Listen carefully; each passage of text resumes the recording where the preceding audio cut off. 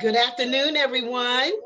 Good afternoon. This is another day He's kept us, and we're here to share a message of hope, encouragement, and inspiration on this platform known as Project 365. I am Portia Wheatley. I am the founder and the president of a nonprofit organization acknowledged as Trophy of Life Incorporated, and we have the great pleasure of rendering hope, encouragement, and inspiration. And today is no different. We're going to do the same thing all over again for the next, oh, well, I don't have a count, but I know it's going to be 365 days of this year. All right. Let's welcome our co-host. Hello, everyone. I'm Takara Swan, for those of you who do not know me, and I am so happy to be here. Always great to have Takira. Always great to have her. And then I think when my guests come on, they're like, where's Takira? Where's Takira? So we make a good team, a great team, and yes. I'm thankful for that.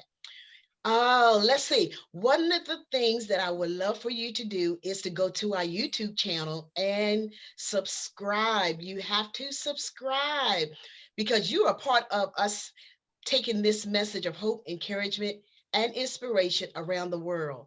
You're a part of that. Just as well say you're on our team as well. So we want you to do that so that you can help us to accomplish that goal. Well, today we have a young man of God, make sure you sound the D out, God, in the person of Corey Bell. He is a wonderful young man. And even when we say young man, and especially man of God, people think that, okay, man of God, woman of God, whoever I may be speaking of, they don't have any troubles. Everything is hunky-dory and all of that. But I'm so glad that he's going to be transparent in his walk and some things that he has experienced, that all of us have experienced. Anybody that's doing anything naturally, spiritually, you have some type of experience. And the topic for today is talking about fear to move out, fear to do, fear not to do, fear of relationships, fear of success, fear of failure. It's so much that he will share regarding fear. But today I want you, when he's done, when he's completed his assignment, I want you to say, I will no longer be fearful of, and you fill in the blank. Okay? Well, on that note, we are going to release the platform to Corey. At this time, Corey, again, I want to thank you so very much for accepting this invitation to be on our platform. And I know without a doubt that you're going to bless us with whatever God has placed in your mouth for the people in our audience. Blessings. Thank you so much, Pastor Portia, my Portia, what I call you, to Kara, so much for allowing me to come into your virtual platform. I love you so much. One of the things I want to do before I get started is just honor you for creating such a platform and a space. I've been watching, this is day 67, I believe, and I've been watching every day. And you have the antidote of building and bridging gaps. So many people are trying to find the remedy to bridge gaps between the younger and the older, sacred and secular. And every day you have people on here from different walks of life, different diversities, ethnic backgrounds. And I'm so encouraged by just watching. So I just want to encourage you as a leader and a visionary. My assignment this afternoon, you guys, is to speak on fear. Last week, or maybe 2 weeks ago, I did a Facebook Live on fear. And my Portia hit me up and was like, I want you to share a little bit about this, come on my platform. And I was so honored. At the same time, I was kind of like, but I was like, no, God's like, no, you gonna come here and speak on this just like you did on your own. So I want to title this topic called The Inner Me Has Become My Enemy. What do you do when the enemy has become your enemy? My agenda this afternoon is to help someone conquer their fears by honoring their fear, meaning acknowledging it, and then embracing their purpose. Many times we look at the word fear and we quite don't understand exactly what it means. I had to pull out the Webster's dictionary, and fear is an unpleasant emotion, which is caused by belief that something is dangerous and likely to cause pain to someone. I had to ask myself this question: what do you do with the thing that has been called to keep you away from danger has now caused you to miss your purpose? There was a time in my life where I was so tormented, y'all, by fear and bound by it. And the funny thing about it is my fear was I criticized my own self. It wasn't that I was afraid of what people thought or what this person may think. I was my worst enemy. I was like, I don't want to do this because I want it to be perfect. I want to seem like I'm perfect to everybody. And then I had to realize that I was so tormented by this. One thing I want to share is we have to be aggressive about dealing with the spirit of fear. I believe that the enemy's purpose in the earth is to replace our faith system with a fear system. Whichever one of these systems we allow to dominate and operate in our life, it will control our future. Many of us have allowed ourselves to walk in fear instead of faith. The Bible says that we must have the faith the size of a mustard seed, but some of us have fear so big, and we operate and we allow it to control what we do and how we move and live and operate and how we have our being in God. Dr. Martin Luther King wrote a famous quote eons ago. It says, "Fear knocked on the door. Faith answered it, and no one was there." This is one of my favorite quotes because there was a time in my life where I kept reading it and I was kind of like, I really don't know what this means. What is he saying? Until I applied it to my own life. It says that fear knocked on the door. So you're the door. Fear knocks. Faith answers the door, and no one was there. I had to realize that faith and fear can't operate in the same place together. You will never see faith and fear sitting in the same room. So you have to realize which one you're going to serve. Are you going to serve fear or are you going to serve faith? Are you going to serve fear of your future, fear of failure, fear of succeeding, fear of your purpose? There are 5 points that I want to leave you all with. One is live by faith and watch what you speak. There is something in between fear and purpose, and it's called torment. Living in fear causes torment. One of the things about torment is if you have fear in your life, it will grow into be torment. Fear is, of course, we know what fear is. It's an unpleasant emotion. But torment is this thing like this. I want to be married one day, but I'm scared that I'm going to be a bad husband. I want to go back to school, but I'm afraid I'm going to fail. I want to put in for this job, but I don't know if I have the qualifications. Those things can torment you. Second point, get over the opinions of others. Don't allow the fear of man to grip you. The fear of criticism, the fear of humiliation, the fear of disapproval. This will easily lead to you second guessing yourself, being timid when you should be bold, and having unstable faith. I want to touch on the fear of opinions of others because many times in life we allow people to tell us like, oh man, you shouldn't do that. If God said do it, that settles it. I made some decisions between 2019 and this day, and people didn't like it. And I was like, but God said it. If God said it, it's settled. Third point, discover what your passion is and work your purpose. Passion and purpose makes you feel alive, centered, and connected to the will of God. My fourth point, you are called to do something in the earth. I love how I stroll on Facebook and I see so many people are birthing stuff in this season. People are winning past the Porsche in the pandemic. They are soaring in the midst of a pandemic. People have started businesses. They started lotions. They started hairlines. They started barbershops. And I'm like, wow, like COVID came to cause so much fear in the midst of our society, but so many people are winning. Like, what did God call you to do on the earth? Because you can do it. Like, don't allow yourself to sit by and allow fear to torment you.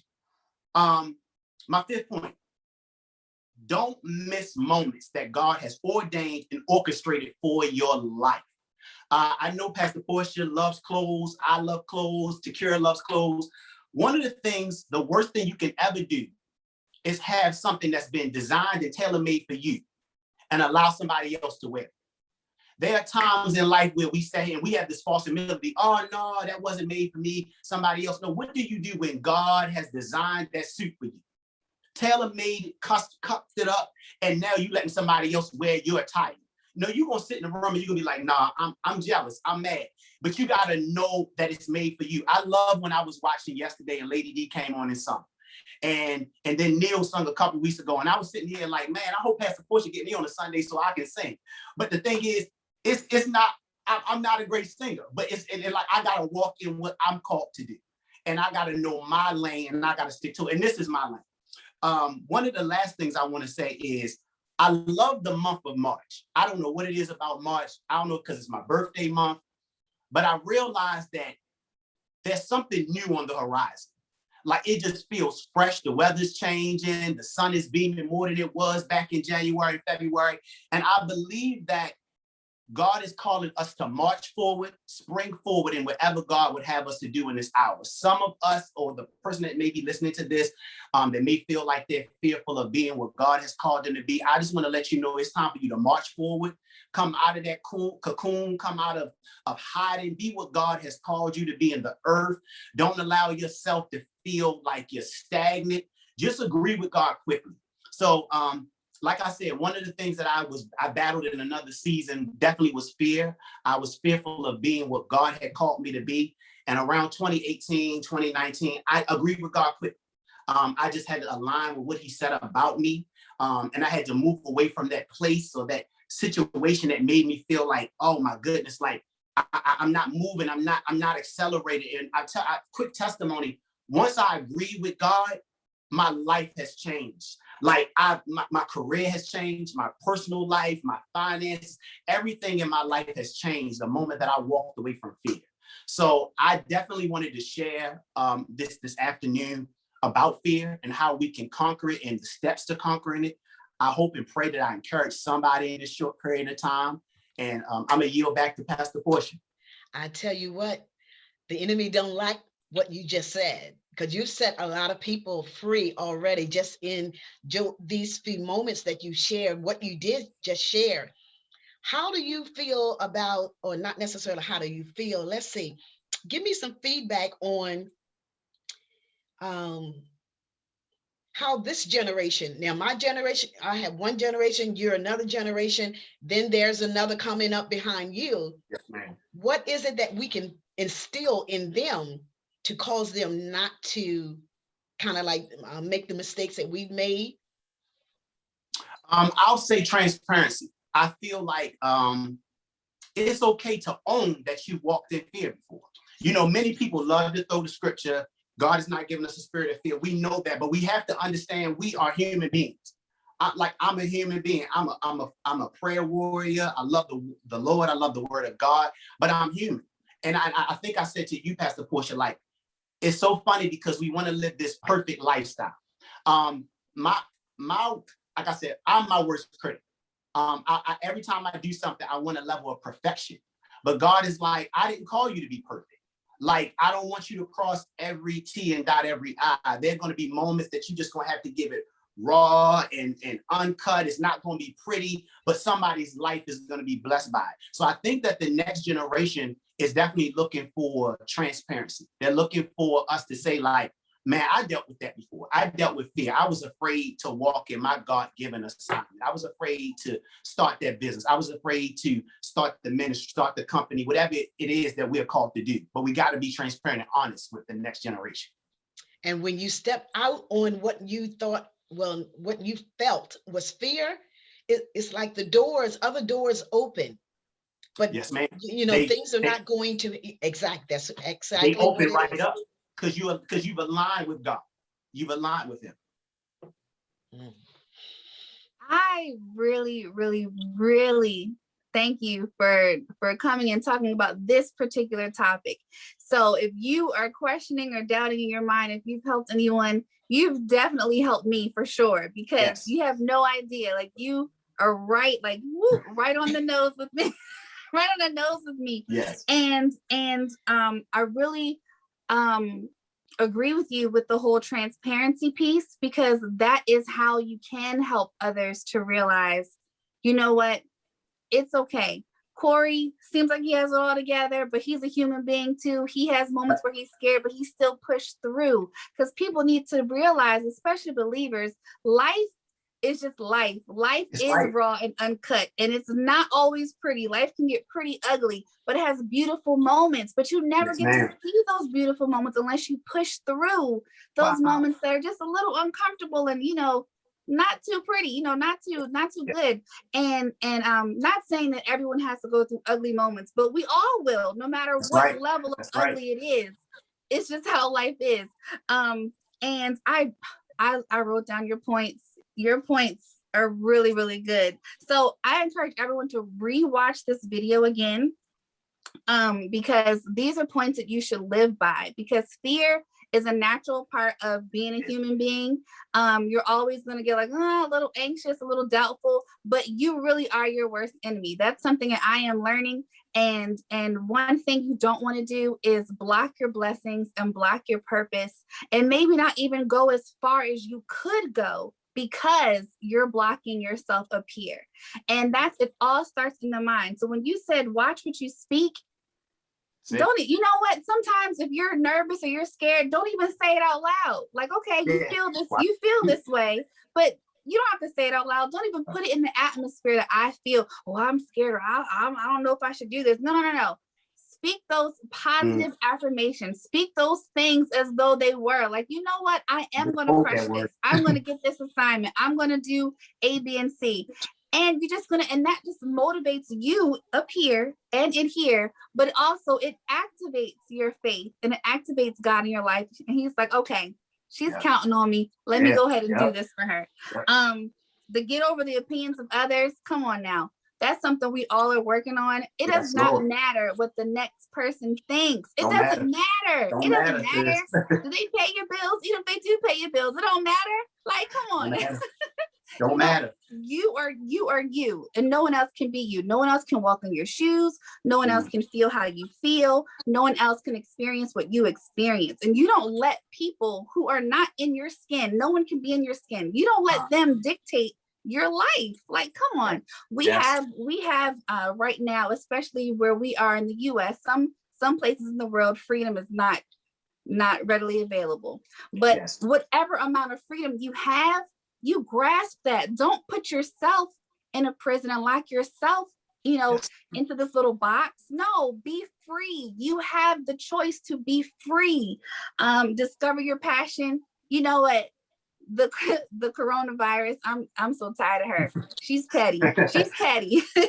But this is such a great opportunity for people to even if you haven't already, we've been in a pandemic for a year now, and it's not really over.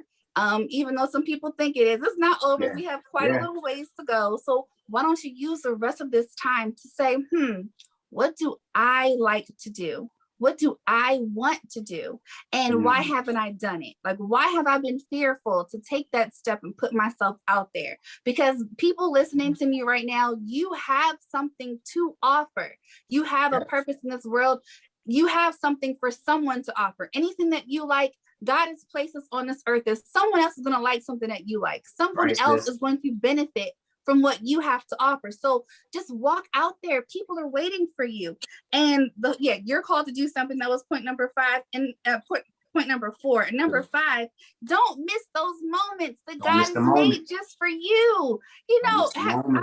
Now let's think about this, guys. Have you had something where you're supposed to do something? You're like, man, that's all right. Such and such can do it. And then when you see them do it, you're like, they're not doing it right. They're not doing it right. Like, you're supposed to do A, B, and C, or this is the vision that I had. No one can carry out your vision like you. And if you have that idea or whatever it is, God has placed that in you for a reason. He didn't give it to Tina, Tim, and Joe. He gave it to you. So you're supposed to go out and do that. This Project 365 that he gave you, Miss Portia, nobody else can do this project like you can do it. So that's my encouragement piece. Corey, thank you so much. You are such like a little fireball. I love it. You just encourage people and you just go out there and start spitting truth.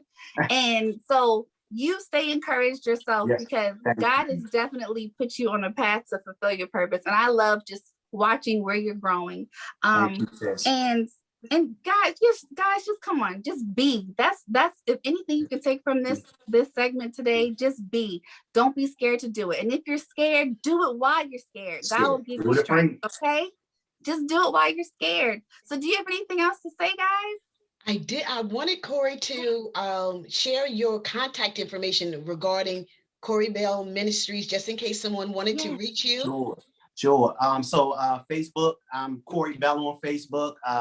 I'm Corey Bell Ministries on Facebook. My ministry page, please go like it and subscribe to it. Instagram, I'm Corey Bell Min. And that's it. I got a major event coming up in the next couple of weeks. So my launch service. So please go and subscribe to Corey Bell Ministries. You're gonna definitely be blessed by it. So that's my contact information. If you want to get a hold of me, CoreyBellMinistries@gmail.com. All right, everyone, Awesome. you've heard that. You've heard it. Just as an FYI, in our comment section, Neil Brooks said, sing. Go ahead and sing.